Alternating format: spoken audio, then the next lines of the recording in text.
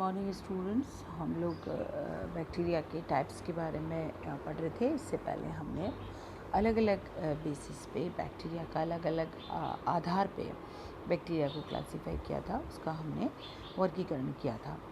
Next topic जो आज हम डिस्कस करने वाले हैं वो है बैक्टीरिया की संरचना के बारे में, द स्ट्रक्चर ऑफ बैक्टीरिया। जीवाणु कोशिका, जो कि हमने बात की थी कि एक प्रकार की प्ररूपी प्रोकैरियोटिक कोशिका है, तो उसमें जो है cell organelles, membrane bound cell organelles, मतलब जो झिल्ली से आच्छादित सेल ऑर्गेनल्स नहीं पाए जाते, डेफिनेट सेल ऑर्गेनल्स नहीं पाए जाते, बल्कि कुछ अलग स्ट्रक्चर्स के साथ ये पाई जाती है। तो हम आज यहाँ पे बैक्टीरिया की स्ट्रक्चर कैसी होती है इसके बारे में बात करेंगे। विभिन्न प्रकार के जीवाणुओं की कोशिकाओं में संरचनात्मक विभिन्नताएं पाई जाती है, लेकिन फिर भी मोटे तौर पर इनमें कोशिका भित्ति, कोशिका कला, कोशिका द्रव्य और केंद्रीय पदार्थ, ये सब निश्चित रूप से पाए जाते हैं। कुछ और स्पेसिफिक स्ट्रक्चर्स भी इसमें पाई जाती है। खैर, हम आज इनकी स्ट्रक्चर के बारे में बात करेंगे। तो ये जो बैक्टीरिया की जो सेल है, इसकी जो स्ट्रक्चर है, कोशिका की जो संरचना है, इसको हमने 3 हिस्सों में बांटा हुआ है। इंटरनल स्ट्रक्चर, अंदर की ओर, जिसमें साइटोप्लाज्म आता है कोशिका का, न्यूक्लियोइड आता है, क्योंकि डेफिनेट न्यूक्लियस प्रोकैरियोटिक सेल्स में नहीं पाया जाता, हम इसको न्यूक्लियोइड कहते हैं, तो वो आता है। बैक्टीरिया का जो क्रोमोसोमल मटेरियल है, जो इसका हेरिडिटरी मटेरियल है, वो आता है, क्योंकि यहाँ पे हम लोगों की जैसे परफेक्ट डीएनए नहीं पाया जाता। प्लाज्मिड्स आते हैं, राइबोसोम आते हैं और स्टोरेज ग्रेन्यूल्स आते हैं। तो ये कोशिका के अंदर भरा हुआ जो पदार्थ है, जीव द्रव्य या साइटोप्लाज्म जो है, उसके अंदर मिलने वाली संरचनाएं हैं, इनको हमने इंटरनल स्ट्रक्चर्स की कैटेगरी में रखा हुआ है। उसके बाद सेल एनवलप्स आते हैं, मतलब इसको घेरे हुए, इसके कोशिका द्रव्य को घेरे हुए जो मेम्ब्रेन्स हैं, वो सब आती हैं, जिनको हम सेल एनवलप्स कहते हैं कोशिका के। इसके बैक्टीरिया के जो है कोशिका आवरण ये कहलाते हैं। कोशिका का आवरण के अंतर्गत हम सेल मेम्ब्रेन को, मतलब कोशिका झिल्ली को पढ़ते हैं, और सेल वॉल को पढ़ते हैं, कोशिका भित्ति को पढ़ते हैं, और एक आउटर लिपिड मेम्ब्रेन जो कि ग्राम नेगेटिव सेल्स में पाई जाती है। 2 तरह के बैक्टीरिया होते हैं, gram positive and gram negative bacteria, जिनको हमने स्टेनिंग टेक्निक्स के अकॉर्डिंग बांटा हुआ है। किस प्रकार से वो अभिरंजन लेते हैं उसके अकॉर्डिंग बांटा हुआ है।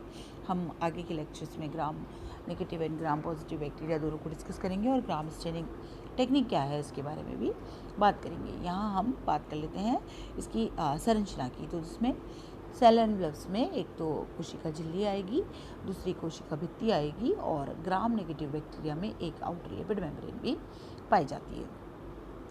उसके बाद एक्सटर्नल स्ट्रक्चर्स, इस झिल्ली और भित्ति के बाहर के स्ट्रक्चर्स, जिसमें कवरिंग्स और अपेंडेजेस आते हैं। यहाँ पर फ्लैजिला आता है, सेक्स पिलाई आता है, ग्लाइकोकैलिक्स आता है, फेम्ब्रीज आता है, और साथ ही साथ कैप्सूल आता है, जो इसको बाहर से कवर किए हुए रहता है। इसके ऊपर एक कैप्सूल या संपुट पाया जाता है, एक स्लाइम लेयर श्लेष्मिक स्तर पाया जाता है, उसके बारे में हम बात करेंगे।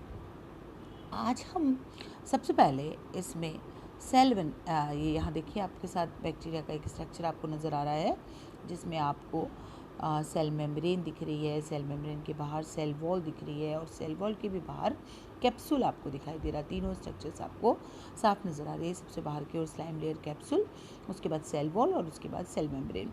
सेल मेम्ब्रेन के अंदर साइटोप्लाज्म भरा हुआ है, और साइटोप्लाज्म में आपको डिफरेंट तरह की स्ट्रक्चर्स जैसे प्लाज्मिड, राइबोसोम, इंक्लूजन्स और क्रोमोसोम, ये सब नज़र आ रहे हैं। इसके अलावा जो आउटर स्ट्रक्चर्स है, जैसे फ्लैजिला आपको यहाँ इसमें नज़र आ रहा है, फिर ये फिम्ब्रीज आपको इसमें पिलस जो है वो नज़र आ रही है। तो ये सारी चीज़ें बैक्टीरिया के स्ट्रक्चर में हमें, एक टिपिकल बैक्टीरियन स्ट्रक्चर में हमें दिखाई देती है। आज हम सबसे पहले जिसकी बात करने वाले हैं वो है इसकी एनवलप्स की। इस पे जो आवरण पाए जाते हैं, सबसे बाहर की ओर जो कोशिका आवरण पाए जाते हैं, उनकी आज हम बात करेंगे। और इनको हमने बांटा हुआ है plasma membrane, periplasmic space, cell wall and outer membrane. ये देखिए आप, यहाँ पे हमने इनको 4 तरह उसमें डिस्ट्रीब्यूट किया हुआ है, 4 टाइप्स में बांटा हुआ है। प्लाज्मा मेम्ब्रेन या कोशिका झिल्ली, पेरिप्लाज्मिक स्पेस, इनके बीच में पाया जाने वाला स्पेस, इनके बीच में मिलने वाला स्थान, और उसके बाद जो है सेल वॉल या कोशिका भित्ति, और आउटर मेम्ब्रेन या बाह्य झिल्ली। तो आज हम यहाँ से सबसे पहले शुरू करेंगे। सबसे पहले हम बात करते हैं प्लाज्मा मेम्ब्रेन की, जो कि फॉस्फोलिपिड्स की बनी हुई बायलेयर होती है और मतलब 2 स्तरों में बनी हुई होती है और ये साइटोप्लाज्म को चारों तरफ से घेरे हुए होती है और सेल के अंदर और बाहर जाने वाले सब्सटेंस का जो फ्लो है उस पर नियंत्रण करती है। ये उसको रेगुलेट करती है, किसी भी पदार्थ को बाहर जाने या आने से प्रतिबंधित ये करती है। ये लिपिड्स और प्रोटीन्स की बनी हुई लेयर है और सेल को उसके बाह्य आघातों से, उसके बाह्य सराउंडिंग से भी जो है ये उसकी रक्षा करती है, उसको बचाती है। ये सेलेक्टिवली परमेएबल होती है, मतलब इसमें चयनात्मक पारगम्यता पाई जाती है। सेलेक्टिव परमेएबल या चयनात्मक पारगम्यता से मतलब है कि कुछ पर्टिकुलर सब्सटेंसेस को ये अपने अंदर या बाहर आने जाने देती है, सबके लिए ये खुली हुई नहीं होती है, सेलेक्टिव होती है, चयन करके उनको अपने अंदर या अपने बाहर जाने देती है। तो ये सेलेक्टिवली परमेएबल है ऑयंस और ऑर्गेनिक मॉलिक्यूल्स के लिए, और आउटर और इनर जो मूवमेंट है सब्सटेंस का उसको ये कंट्रोल करती है। इसमें काफ़ी सारे प्रोटीन्स मूविंग भी पाए जाते हैं और इसके ऊपर भी पाए जाते हैं, और ये ऑयंस के, न्यूट्रिएंट्स के या वेस्ट मटेरियल के मेम्ब्रेन के अक्रॉस मूवमेंट के लिए ये प्रोटीन्स जो हैं वो प्राइमरीली, मतलब प्राथमिक रूप से ये प्रोटीन्स जो है ट्रांसपोर्टेशन के लिए रिस्पॉन्सिबल हैं, उत्तरदायी हैं। यहाँ देखिए आप फ्लूइड इनसाइड द सेल और ये चैनल्स जिसमें डबल लेयर आपको फॉस्फोलिपिड्स की बनी हुई डबल लेयर प्लाज्मा मेम्ब्रेन नज़र आ रही है और इंट्रिंसिक और एक्सट्रिंसिक प्रोटीन्स नज़र आ रहे हैं, मतलब अंदर की ओर धंसे हुए, जैसा आपने फर्स्ट ईयर में सेल बायोलॉजी में प्लाज्मा मेम्ब्रेन का स्ट्रक्चर पढ़ा था उस टाइप का इसका प्लाज्मा मेम्ब्रेन पाया जाता है। लिपिड और फॉस्फोलिपिड्स का बना हुआ जो है यहाँ पे बाइलेयर है और उसके अंदर धंसे हुए और बाहर की ओर भी प्रोटीन्स पाए जाते हैं जो कि चैनल का काम करते हैं, ट्रांसपोर्टेशन का काम करते हैं। सिमिलर डायग्राम आपको यहाँ दिखाई दे रहा है, एक्स्ट्रा सेलुलर स्पेस और इनर सेलुलर स्पेस जिसमें प्रोटीन चैनल्स है और 2 फॉस्फोलिपिड्स की बनी हुई सेल मेम्ब्रेन है, और इन चैनल्स के द्वारा ये कैरियर प्रोटीन्स हैं जो कि सब्सटेंसेस को बाहर या अंदर ले जाने में काम करते हैं, वो आपको यहाँ दिखाई दे रहे हैं। और मैं फिर आपको याद दिला रही हूँ कि जैसा आपने फर्स्ट ईयर में प्लाज्मा मेम्ब्रेन के मॉडल्स में पढ़ा था। इसके बाद इस प्लाज्मा मेम्ब्रेन के बाद जो दूसरी चीज़ पाई जाती है वो पाया जाता है पेरीप्लाज्मिक स्पेस। ये स्पेस साइटोप्लाज्मिक मेम्ब्रेन के और सेल वॉल के बीच में पाया जाता है और सेल वॉल या आउटर मेम्ब्रेन के बीच में पाया जाता है। हमने 3 लेयर्स की बात की, प्लाज्मा मेम्ब्रेन, सेल वॉल और आउटर मेम्ब्रेन, कोशिका झिल्ली, कोशिका भित्ति और बाह्य कला। इनके बीच में जो स्पेस पाया जाता है, इनके बीच में जो जगह पाई जाती है उसको हम बोलते हैं पेरीप्लाज्मिक स्पेस। और ग्राम नेगेटिव बैक्टीरिया में ये साइटोप्लाज्मिक मेम्ब्रेन और सेल वॉल के बीच में पाया जाता है और सेल वॉल और आउटर मेम्ब्रेन के बीच में पाया जाता है, और ये लगभग जो है सेल वॉल्यूम का, कंप्लीट आयतन का लगभग 40% जो है ग्राम नेगेटिव स्पीसीज़ में बनाता है। जबकि अगर हम ग्राम पॉजिटिव बैक्टीरिया में बात करें तो ये साइटोप्लाज्मिक मेम्ब्रेन और सेल वॉल के बीच में ही पाया जाता है, क्योंकि आउटर मेम्ब्रेन वहाँ पे नहीं पाया जाता। ये जो पेरीप्लाज्मिक स्पेस है ये भरा हुआ रहता है वाटर से, प्रोटीन से, और जो साइटोप्लाज्म के कुछ रेमिनिसेंट्स हैं उनके द्वारा ये जो है ये भरा हुआ रहता है। ये प्रोटीन्स और दूसरे मॉलिक्यूल से बना हुआ है जो कि साइटोप्लाज्म से अलग है। इसके जो प्रोटीन्स हैं वो साइटोप्लाज्मिक प्रोटीन से अलग है, क्योंकि मेम्ब्रेन जो है ये दोनों कंपार्टमेंट्स के फ्री एक्सचेंज को रोकती है। जो प्रोटीन्स का इधर से उधर आना जाना है उसके दोनों कंपार्टमेंट्स को इसको ये रोकती है। तो आप साइटोप्लाज्म जो है उसमें अलग प्रकार के प्रोटीन्स पाए जाते हैं, और जबकि जो स्पेस है ये पेरीप्लाज्मिक स्पेस जो है उसमें अलग प्रकार के प्रोटीन्स पाए जाते हैं। ये कई सारे सेलुलर फंक्शंस में, कई सारे सेल से संबंधित कार्यों में इन्वॉल्व है। इसके जो पाए जाने वाले प्रोटीन्स हैं ये ट्रांसपोर्ट का काम करते हैं, मोटिलिटी का काम करते हैं, डिग्रेडेशन का काम करते हैं। तो इस तरह से ये कई सारे कामों को अंजाम देते हैं, और बेसिकली ये ट्रैफिक जो है एंटरिंग और लिविंग द सेल का, सेल में आने वाले पदार्थों को और सेल में बाहर जाने वाले पदार्थों को, उनको कंट्रोल करने का काम ये पेरीप्लाज्म मेन रूप से जो है मुख्य रूप से करता है। यहाँ देखिए आप, जो मैंने अभी बात की थी, ये अंदर वाली जो ब्लैक लेयर है, ये ग्राम नेगेटिव बैक्टीरिया के ऊपर की हम जो डायग्राम में देख रहे हैं, ब्लैक कलर की लेयर सेल मेम्ब्रेन है और बाहर रेड कलर की लेयर है वो आउटर मेम्ब्रेन है और बीच में पेप्टाइडोग्लाइकेंस की लेयर है। इन दोनों के बीच में यहाँ पर पेरिप्लाज्मिक स्पेस पाया जा रहा है। जबकि हम ग्राम पॉजिटिव की बात करें तो बाहर ब्लू कलर का पेप्टाइडोग्लाइकेंस का बना हुआ सेल वॉल है, अंदर की तरफ सेल मेम्ब्रेन है जो ब्लैक कलर का दिखाई दे रहा है और आउटर मेम्ब्रेन रेड कलर का यहाँ नहीं पाया जाता, और इन दोनों के बीच में जो स्पेस है वो पेरिप्लाज्मिक स्पेस है। तो आई थिंक अब आपको दोनों का डिफरेंस जो है यहाँ पे क्लियर हो गया होगा। वही सेम डायग्राम आपको यहाँ नज़र आ रहा है। ऊपर वाला ग्राम नेगेटिव बैक्टीरिया है जिसमें आउटर रेड कलर का मेम्ब्रेन है, और उसके बाद साइटोप्लाज्मिक मेम्ब्रेन जो है वो यहाँ पे अंदर रेड कलर का दिखाई दे रहा है और बीच में जो है पर्पल कलर का आपको सेल वॉल दिखाई दे रहा है और ब्लू कलर का जो एरिया है वो साइटोप्लाज्म का एरिया है। इन दोनों के बीच में जो स्पेस है खाली, दैट इज़ पेरिप्लाज्मिक स्पेस।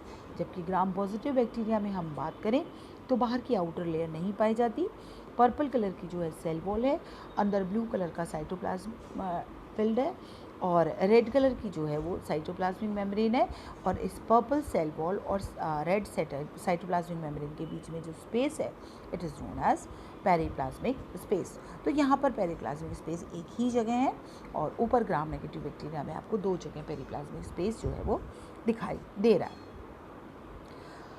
तो ये बात हुई सेल मेम्ब्रेन की। इसके बाद में और पेरिप्लाज्मिक स्पेस की, इसके बाद अगर हम बात करें तो वो है सेल वॉल, जो सबसे बाहर की तरफ पाई जाती है वो कहलाती है सेल वॉल। सेल वॉल जो है ये बाहर वाला दृढ़ भाग बनाती है और जीवाणु की आउटर कवरिंग है ये ज़्यादातर सेल्स की, और प्रोटेक्ट करती है बैक्टीरियल सेल्स को। और स्पेशल एक और जो इसका काम है कि ये इसकी शेप को, इसकी आकृति को बनाए रखती है कि ये रोल शेप दिखाई देगा या स्पाइरल है या स्फेरिकल है, किस तरह का है। ये इसका सेल वॉल का मेन काम है कि ये शेप को बनाए रखने में सहायक होती है। इसको आसानी से देखा नहीं जा सकता, नॉर्मल माइक्रोस्कोप से या इलेक्ट्रॉन सूक्ष्मदर्शी से भी इसको एकदम से देखना पॉसिबल नहीं है। इसको डिफरेंशियल टेक्निक से ही देखा जा सकता है, मतलब अभिरंजन की जो तकनीक है, विभेदी जो तकनीक है उसके द्वारा ही देखा जा सकता है। और जैसा मैंने पहले आपको बात किया था, ग्राम अभिरंजन से जब हम इसको, ग्राम स्टेन से जब हम इसको स्टेन करते हैं उसके बाद ये दिखाई देती है।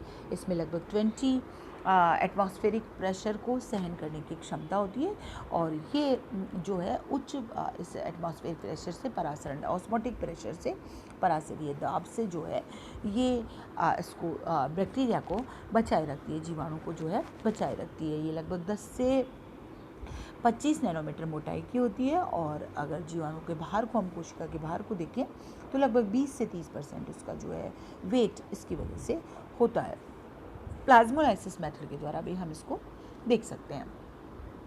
ये पेप्टाइडोग्लाइकेंस की बनी हुई है। पेप्टाइडोग्लाइकेंस मतलब पॉलीसेकेराइड्स प्लस प्रोटीन्स, और माइकोप्लाज्मा में ये नहीं पाई जाती, इसीलिए उसकी कोई डेफिनेट शेप नहीं होती है। तो इसीलिए हम ये कह रहे हैं कि ये शेप मेंटेन करने में, शेप को बनाए रखने में इसका सेल वॉल का योगदान है। ये पेप्टाइडोग्लाइकेंस की बनी हुई है और जो ये पेप्टाइडोग्लाइकेन ऐसा मॉलिक्यूल है ये केवल बैक्टीरियल सेल वॉल में ही पाया जाता है। इसकी जो रिजिड स्ट्रक्चर है ये सेल शेप बनाने में योगदान देती है। ये प्लाज्मा मेम्ब्रेन के चारों तरफ पाया जाता है और इन्वायरमेंट से ये प्रोकैरियोटिक सेल्स को प्रोटेक्ट करता है। इसके अंदर अगर हम देखें पेप्टाइडोग्लाइकेन के अलावा अगर हम देखें तो सभी बैक्टीरियल सेल्स जो हैं वो सिमिलर होती है। और यहाँ पे जो बैक्टीरिया को जो है दो मेजर क्लासेस में इसको स्टेन करने की टेक्निक के आधार पे बांटा गया है। एक कहलाता है ग्राम पॉजिटिव और दूसरा कहलाता है ग्राम नेगेटिव, और दोनों की सेल वॉल में, ग्राम पॉजिटिव और ग्राम नेगेटिव बैक्टीरिया की सेल वॉल में इस पेप्टाइडोग्लाइकेन जो जिसकी हम बात कर रहे हैं उसका अमाउंट और उसका लोकेशन डिफरेंट होता है। मतलब इनको हम डिफ्रेंशिएट कर सकते हैं according to the amount and location of peptidoglycans. Peptidoglycan जैसा मैंने आपको कहा पॉलीसेकेराइड और प्रोटीन का बना हुआ है।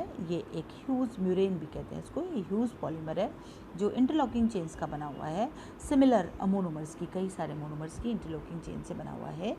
ये पॉलीसेकेराइड चेन्स हैं जो क्रॉस लिंक्ड होती है बाय पेप्टाइड बॉन्ड और जिनमें डी अमीनो एसिड्स पाए जाते हैं। ये जो है दो डेरिवेटिव, ग्लूकोज के दो डेरिवेटिव की बनी हुई बैकबोन है। एक कहलाता है एन एसिटाइल ग्लूकोसामिन और दूसरा कहलाता है N acetyl muramic acid, NAG and NAM। ये दोनों स्ट्रैंड्स जो हैं ये इंटरपेप्टाइडल ब्रिजेस के द्वारा, इंटरपेप्टाइडल जो है पुलों के द्वारा आपस में एक दूसरे से जुड़े हुए रहते हैं। जैसे आपको यहाँ इस डायग्राम में दिखा रहा है, NAM को पर्पल कलर से दिखाया हुआ है और NAG जो है वो ग्रीन कलर से दिखा हुआ है, और ये आपस में जो पेप्टाइडल लिंकेज से जुड़े हुए हैं उसको यहाँ पे हमने रेड कलर से दिखाया हुआ है। तो इस प्रकार से ये पेप्टाइडोग्लाइकेन से बना हुआ रहता है। यहाँ आप देखिए, इसमें भी आपको दिखाई दे रहा है साइटोप्लाज्मिक मेम्ब्रेन है, उसमें मेम्ब्रेन प्रोटीन है, अंदर की तरफ साइटोप्लाज्म है, और बाहर की तरफ जो सेल वॉल है उसमें आपको पेप्टाइडोग्लाइकेन्स की बनी हुई शीट दिख रही है। ये शीट आपस में ब्रिजेस से कनेक्टेड है, और ये NAM और NAG जो अभी हमने बात की थी उनके द्वारा बनी हुई शीट है। तो इस प्रकार से ये पेप्टाइडोग्लाइकेन्स के द्वारा बनी हुई होती है, जो एन एसिटाइल ग्लूकोसामिन का और एन एसिटाइल म्यूरामिक एसिड्स का बना हुआ होता है। अब हम जो है कल हम बात करेंगे, इनको हमने ग्राम एबरेंजन के द्वारा किस प्रकार से दो स्तरों में बांटा हुआ है, और जो आउटर मेम्ब्रेन और जो हमने प्लाज्मा मेम्ब्रेन की बात की उसका भी एक बेसिक कॉन्सेंट्रेशन क्या है, क्योंकि आउटर मेम्ब्रेन की हमने अभी तक बात नहीं की है, तो उसका एक जो है रासायनिक संरचना किस प्रकार की होती है इसके बारे में हम नेक्स्ट क्लास में बात करेंगे। Thank you so much.